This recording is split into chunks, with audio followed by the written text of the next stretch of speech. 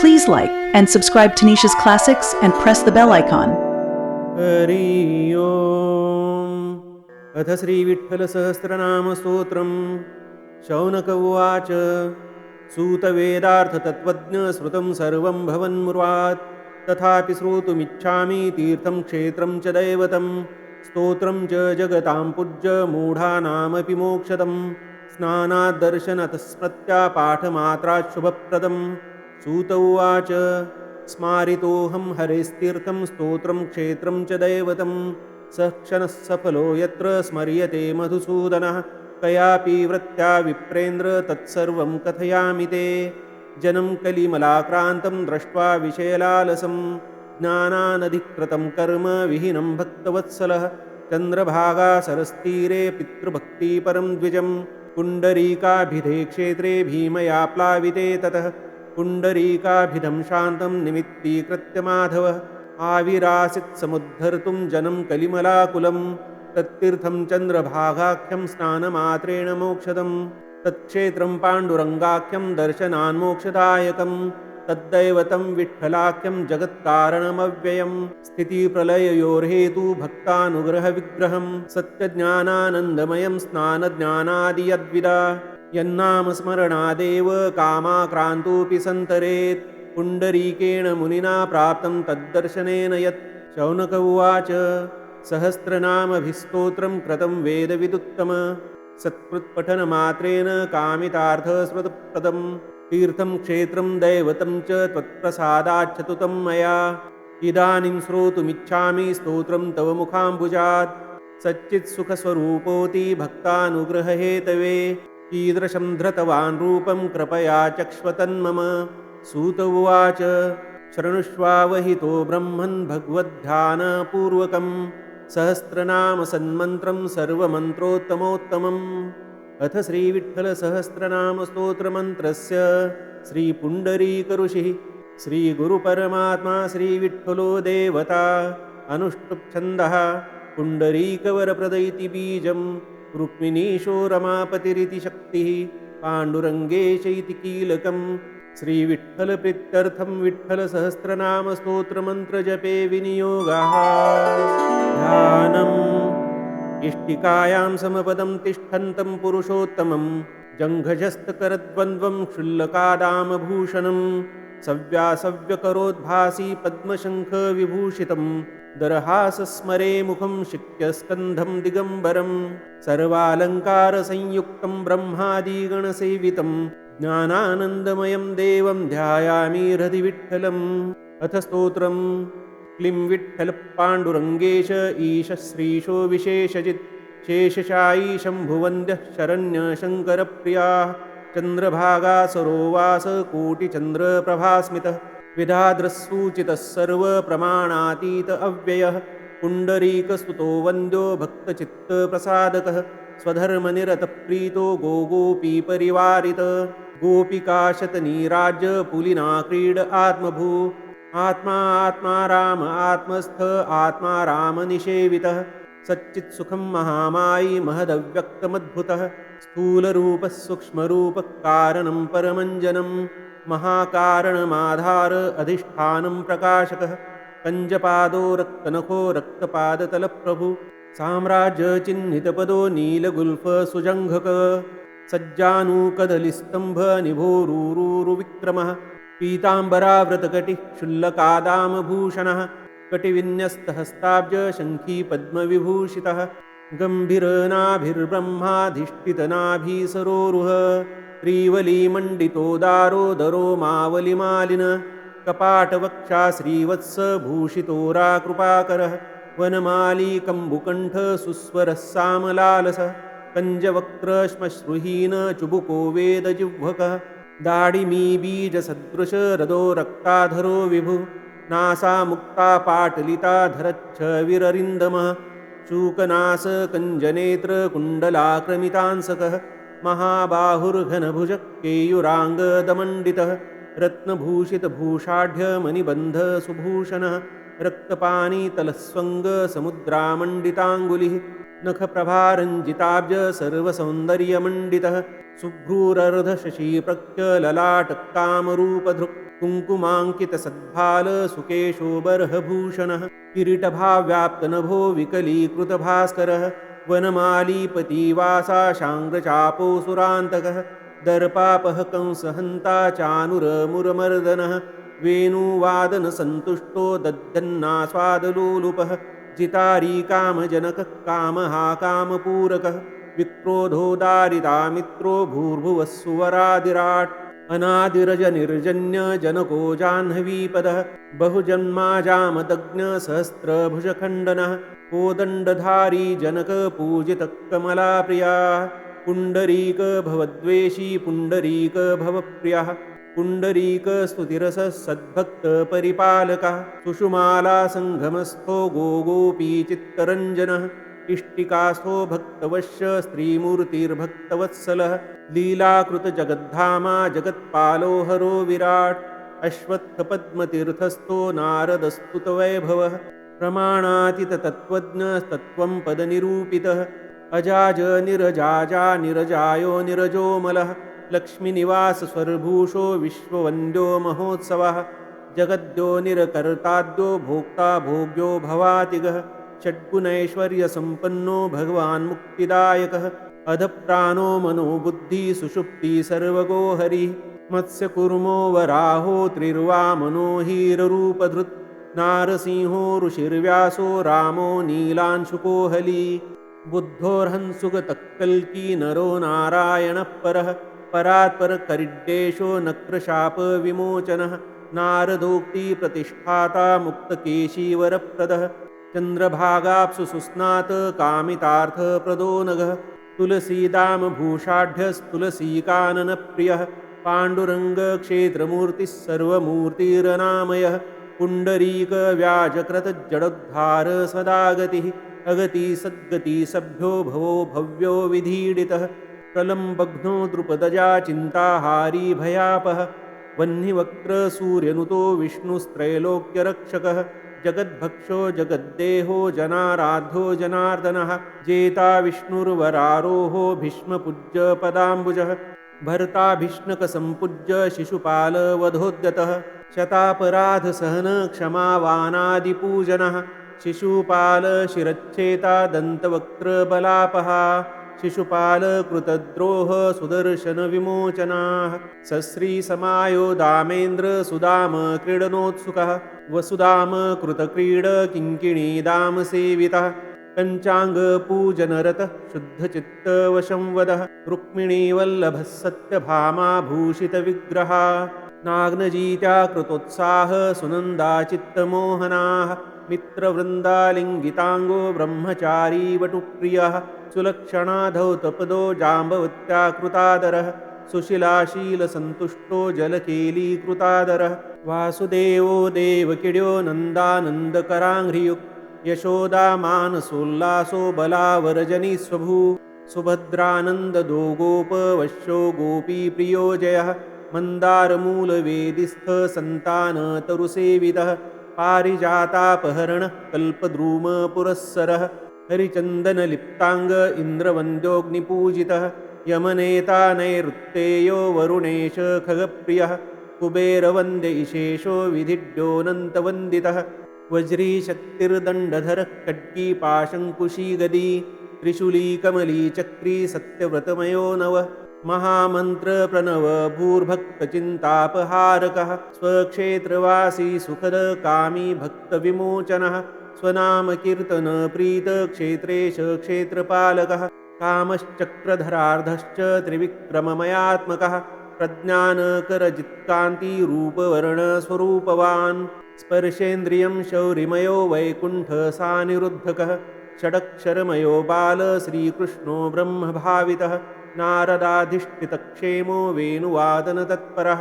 नारदेशप्रतिष्ठाता गोविन्दो गरुडध्वजः साधारणः समः सौम्य कलावान् कमलालयः क्षेत्रपक्षनदाधीश वक्त्रक्षेमकरक्षणः लवोलवनिमाधाम लीलावान् लघुविग्रह हयग्रीवो हलीहंसो हतकंसो हलिप्रियः सुन्दर सुगतिर्मुक्त सत्सखो सुलभ स्वभू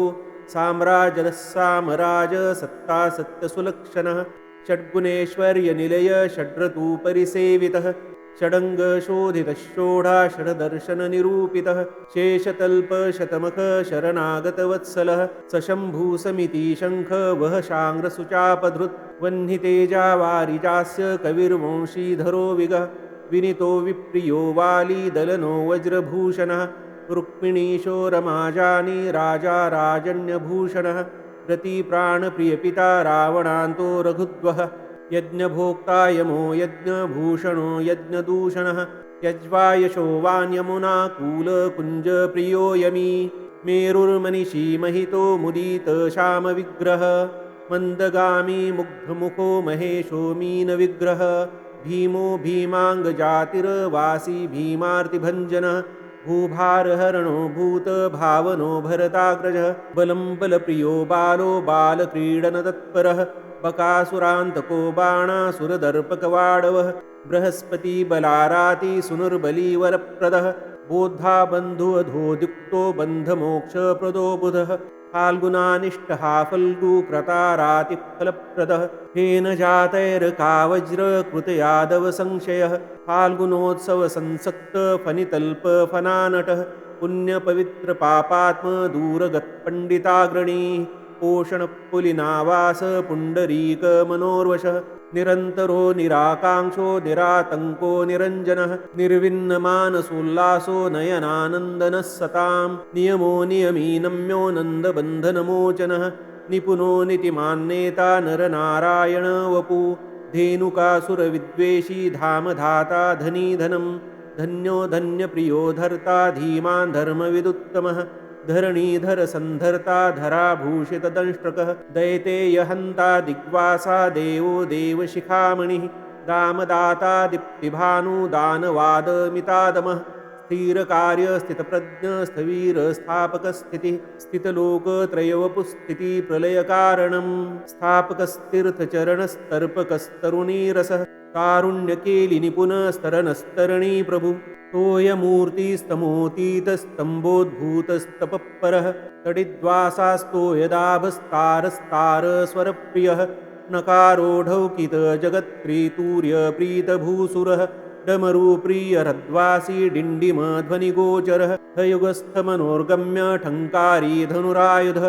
कनत्कारीतकोदण्ड हतारिर्गणसौख्यदः झाङ्कारी चाञ्चरी काङ्की श्रुतिकल्हारभूषणः जरासन्धार्दितजगत्सुखभूर्जङ्गमात्मकः जगज्जनिर्जगद्भूषो जानकी विरहाकुलः जिष्णुशोकापहरणो जन्महीनो जगत्पतिः छत्रिताहीन्द्रसुभगः छद्मी छत्रितभूधरः छायास्थलोकत्रितय छलेन बलिनिग्रही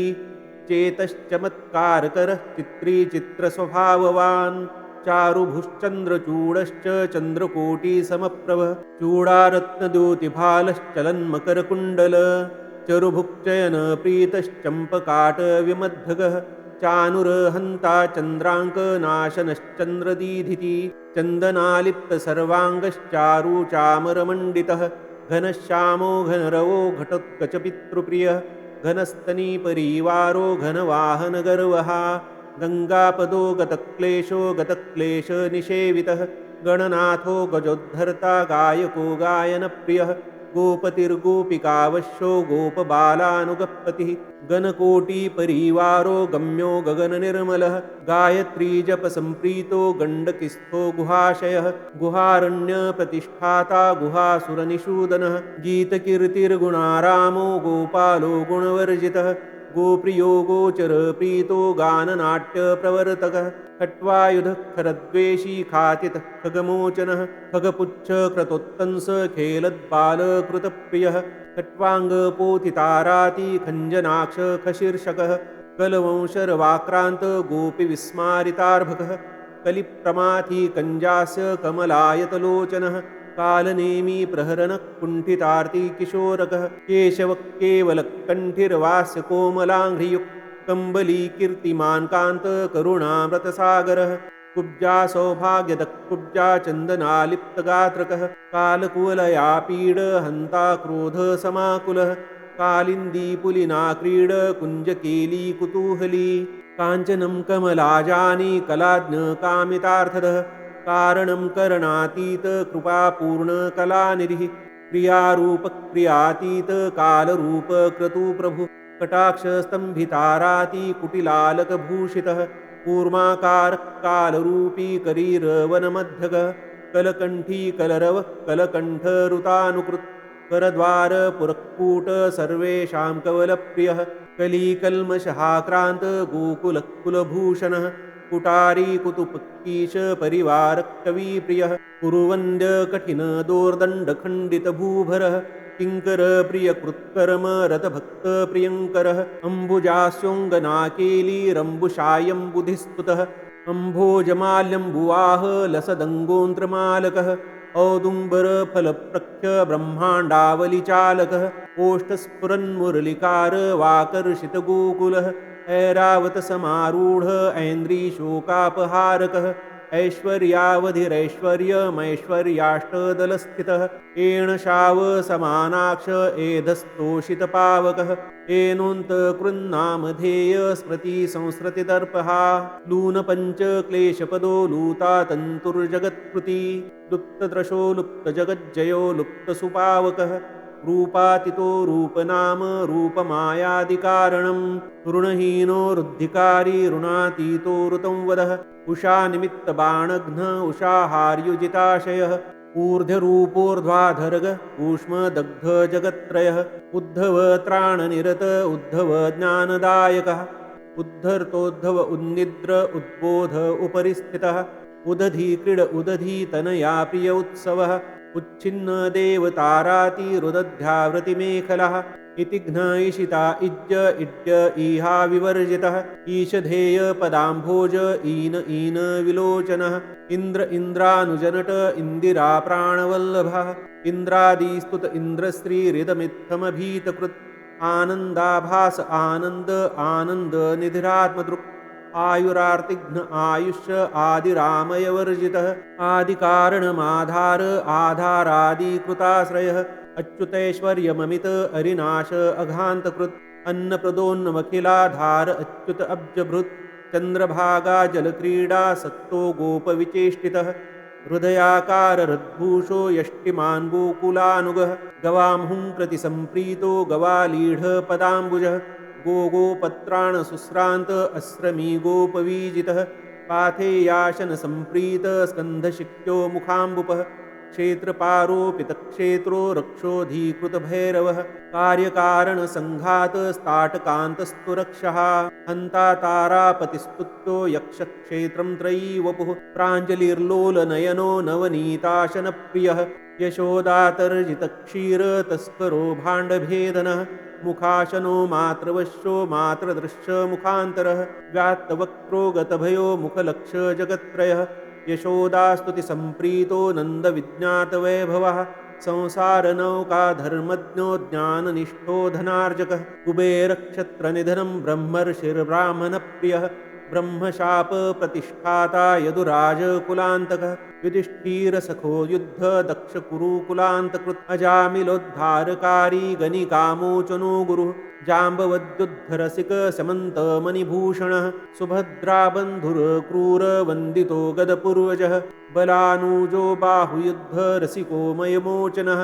दग्धखाण्डवसम्प्रीत हुताशो हवनप्रियः उद्यदादित्यसङ्काश वसनो हनुमद्रुची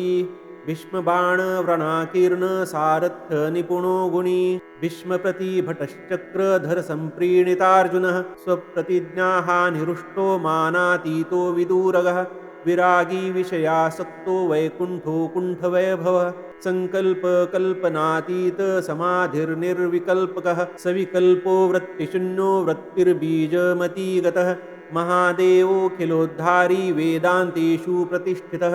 तनुर्बृहत्तनुरन्व राजपूज्यो जरोमरः भीमाहतजरासन्ध प्रार्थितायुधसङ्गर स्वसङ्केतप्रक्लुप्तार्थो निरर्थोऽर्थी निराकृतिः गुणक्षोभसमगुणः सद्गुणाढ्य प्रमाप्रजः स्वाङ्गज सात्यकी भ्राता सन्मार्गो भक्तभूषणः अकार्यकार्यनिर्वेदो वेदो गोपाङ्कनिद्रितः अनाथो दावपो दावो दाहको दुर्धरो हतः ऋतवाज्ञाचको विप्र खर्व इन्द्रपदप्रदः बलिमूर्ध स्थितपदो बली यज्ञविघातकृत् यज्ञपूर्तिर्यज्ञमूर्तिर्यज्ञविघ्नमविघ्नकृत् बलिद्वास्थो दानशीलो दानशीलप्रियो व्रती अव्रतो जतुकागार स्थितपाण्डवजीवनम् मार्गदर्शी मृदुर्हेला दूरीकृत जगद्भयः सप्तपातालपादोऽस्ति पर्वतो द्रुमरोमकः कुडुमालीग्रहाभूषो दिक्स्मृतिस्तटिनीशिरः वेदश्वासो जितश्वासश्चित्तस्थश्चित्तशुद्धिकृद्धिस्मृतिपुष्टिरजयतुष्टिकान्तिर्धृतिस्त्रपा फलकृषिकलं वृष्टिर्गृष्टिर्गौरवनं वनं क्षीरं हव्यं हव्यवाहो होमो वेदी समिस्त्रुवः कर्म कर्मफलं स्वर्गो भूषो भूषा महाप्रभु भूर्भुवस्वर्महर्लोको जनो लोकस्तपोजनः सत्यो विधिर्देवमधो लोकपातालमण्डनः जरायुजस्वेदज निरुद्बीजकुलपर्वतः कुलस्तम्भ सर्वकुलकुलभूकौलदूरगः धर्मतत्त्वं निर्विषयो विषयो भोगलालसः वेदान्तसारो निर्मोक्ता जीवो बद्धो बहिर्मुखः प्रधानं प्रकृतिर्विश्वद्रष्टा विश्वनिषेधनः अन्तश्चतुर्द्वारमयो बहिर्द्वारचतुष्टयः भुवनेशो क्षेत्रदेवोऽनन्तकायो विनायकः पिता माता सुहृद्बन्धुर्भ्राता श्राद्धं यमोर्यमा विश्वदेवा श्राद्धदेवो मनुर्नान्दीमुखो धनु हेति खड्गो रथो युद्धं युद्धकर्ता शरो गुणः यशो यशो रिपुशत्रुरशत्रुर्विजितेन्द्रियः पात्रं दाता दापयिता देशकालो धनागमः काञ्चनं प्रेम सन्मित्रं पुत्रकोशो विकोशकः अनितीशरभो हिंस्रो द्वीपो द्वीपी द्विपाङ्कुशः यन्ता निगड आलानं सन्मनो गजशृङ्खलः मनोजभृङ्गो विटपी गजक्रोष्टावृषोव्रकः सत्पथाचारनलिनी षट्पदः कामभञ्जनः स्वीयचित्तचकोराब्ज स्वलीलाकृतकौतुकः लीलाधामाम्बुभ्रन्नाथ क्षोणीभर्ता सुधाब्दिदः मल्लान्तको मल्लरूपो बालयुद्धप्रवर्तनः चन्द्रभागासरो नीरसीकरग्लपितक्लमः कन्दुकक्रीडनक्लान्तो नेत्रमीलनकेलिमान् गोपीवस्त्रापहरण कदम्बशिखरस्थितः वल्लवी प्रार्थितो गोपीनतीदेष्टाञ्जलिप्रियः परिहासपरो रासे रासमण्डलमध्यगः वल्लविद्वयसंवीत स्वात्मद्वैतात्मशक्तिकः चतुर्विंशतिभिन्नात्मा चतुर्विंशतिशक्तिकः स्वात्मज्ञानं स्वात्मजात जगत्त्रयमयात्मकः इति विठ्ठलसंज्ञस्य विष्णोर्नामसहस्रकम्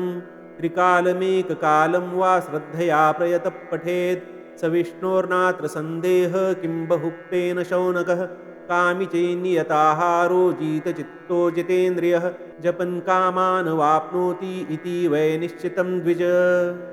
इति श्रीविठ्ठलसहस्रनामस्तोत्रं सम्पूर्णम्।